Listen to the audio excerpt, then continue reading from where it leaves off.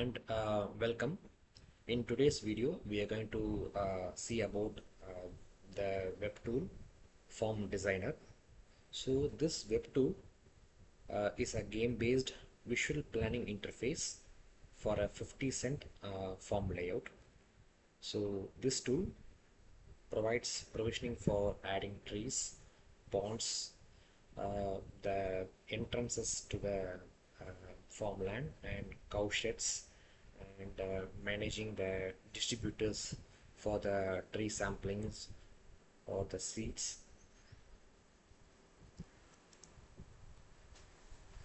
So why this tool actually matters?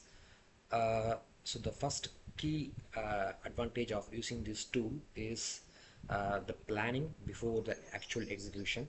So this tool helps organize the core form elements visually before the actual field implementation is carried out.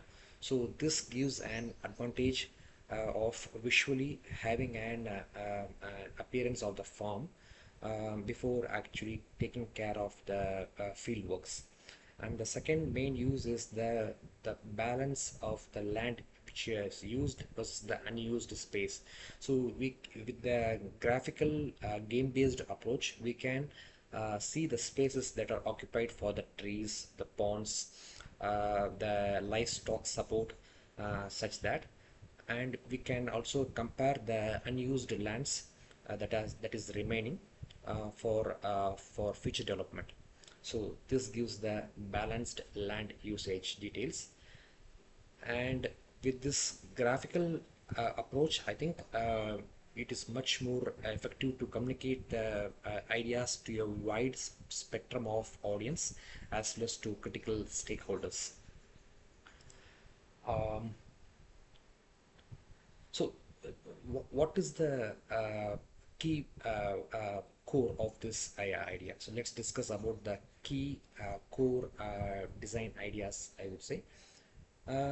This tool provides options for adding the objects, editing the object, and then view them. The settings for the trees, the ponds, and the gate provides options for setting up the width and height of the individual plantation, of the pond that we are planning, of the cow shed, so that we can plan how much livestock we can support in that cow shed.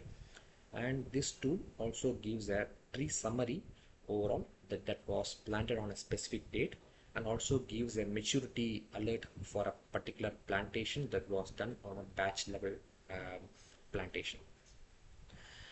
So next we will move on to the actual interface architecture. So the key architecture is the place where you see the canvas where we plan and place the assets. Here assets means anything, any one of these four. It can be a tree, it can be a pond, it can be a gate, or it can be a cow shed which we are planning. And this is the canvas. So this canvas gives provisioning for moving the assets, and then we can also edit the asset that we have placed. For example, we had initially planned a pond of 25 to 25 feet, and now we have revised after discussing with the key stakeholders or key experienced environmental enthusiasts. We have revised the pond to be of 75 to 75 feet with a 20 feet depth. I think there is this provision of modifying the asset, so that can be done. So this is not only restricted for the ponds, it is applicable for trees, gates, and cow sheds also. So with that done, I think the trees planted, so there will be a tree count of how many trees are actually planted, and the irrigation support that is covered in the layout, so that is also covered here. So as I was mentioning, so this gives provisioning for the tree settings. So each individual tree, like say suppose if you're going to compare the moringa tree versus the papaya, so the the individual species has requires a minimum tree gap for its optimal growth. So that is captured by default in this tool, and there is also provisioning for the tree gap to be increased so that the intercrop plantation can be introduced by the user itself. And as I was mentioning for the pond, we have the height, width, and the type of field also for the pond being planned, and then the gate settings for the main gate, for the emergency gate, for the in and out of access to the farm. And as far as the cow shed is concerned, we capture the height and width of the cow shed that is being planned, and the in-house capacity for the cow shed of accommodating how many cows or how many livestock that can be supported in that particular cow shed is also being provisioned in this tool. So this is how the actual flow of the tool is applicable from the user perspective. So the user starts the application. So we have a 50 cent empty canvas that is ready to be planned, and we add the elements as part of step 2. The elements here represent trees, ponds, gates, and the livestock cow sheds. So it can be any one of these four. And then we can definitely we can modify the settings of these elements. We can change the height and width and of the depth of the respective elements accordingly. So this is an optional one. We can stick to the default settings as provided by the web tool, or we can override or update the settings accordingly in step 3. And then we can visualize the entire canvas of the 50 cent land. We can review them, we can show it to the stakeholders. With that done, we can have a overall summary of the plantations done. With all the steps being covered, now we will have a more concrete plan in hand before going on to do the final execution. So this is how the visual illustration, so this is one of the sample illustrations that is done. So we have a main gate for the 50 cent land being provisioned. So mentioning as access path and gate, and we have planned a cow shed, the livestock shed that is being done as captured in the legends. And we do have a pond, so with a predefined height, width, and depth settings done, and we have multiple tree plantations done in horizontal and vertical canvases, and with the irrigation support. So this gives the overall uh, view of the form that we are wishing to implement. So why this tool is beneficial is the visual game-based approach that I have highlighted at the first slide. So this gives the form arrangements like the visual appearance before it is actually implemented. The space usage, the usage used space versus the unused for future enhancement, on which we can plan something like a vertical farming, or we can introduce solar based motors or solar based harvesting. And this is like an online tool, so one stop shop for all the stakeholders to be on the same page. If there is any change being done in the form canvas, it will be reflected to the stakeholders at the same time. So that will make the critical stakeholders in sync of what is being planned in the form. So scalable farming and can be achieved only via scalable planning. So better planning results to a better end result. A key thing to note, this tool is not going to be scaling on the profit or on that margin. So it is going to be just focusing on the planning of the canvas of the site.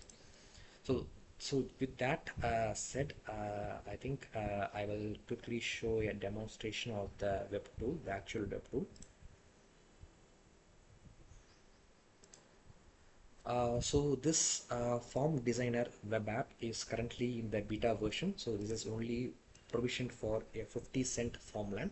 So this tool will be definitely be scaled to uh, like an acre or 2 acres depending upon the user's input. So we will be provisioning an input so that based on the input from the user, the canvas will be scaled. So currently the canvas is set to be of 50 cent of around 21,780 square feet, with each pixel in the canvas is set to be of 0.5 feet. So as I was mentioning in the slides, this tool provides addition of trees, ponds, gate and cow sheds.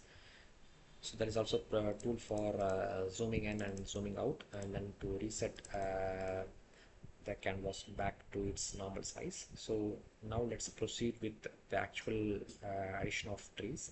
So let's start with something like bamboo tree or the neem. So I will provision at these junctions. So critically here, like the master detail for bamboo or the neem tree is said to be of 20 feet. The radius of the particular tree plantation signifies the optimal space the particular plant requires for its enriched growth. So now with that we have made two neem plantations. So there is a tree summary of providing the overall tree count. We can also provide some teak plantations. The canvas also provides options for moving the tree along the canvas. Also we can definitely delete the tree. With the tree deletion done, the summary will reflect the actual tree count. So this is about the tree additions. Now let's move on to the ponds. So for the pond, so currently we have maintained as like there are we can have three types of pond done: a fish pond, irrigation and a decorative pond. So currently we will try to add something like an irrigation pond of like 50 feet to 50 feet centered in the form, so like this part.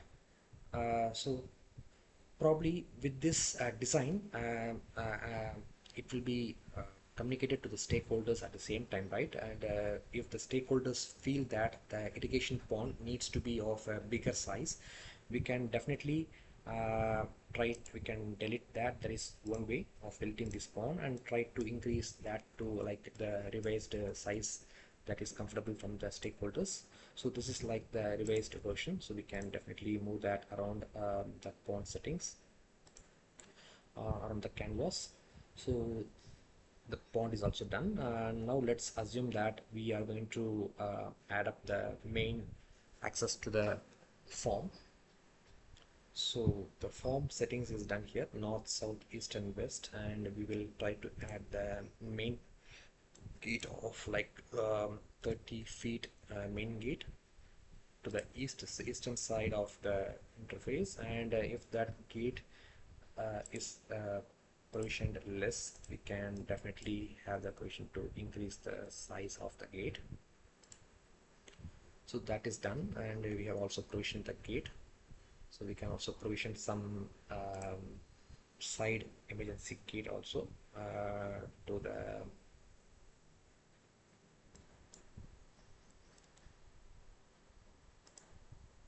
this is the side gate, and then we have this main entrance gate being provisioned. So now let's go on to add a cow shed of 75 to 75, and so that's for provisioning of 4 cows.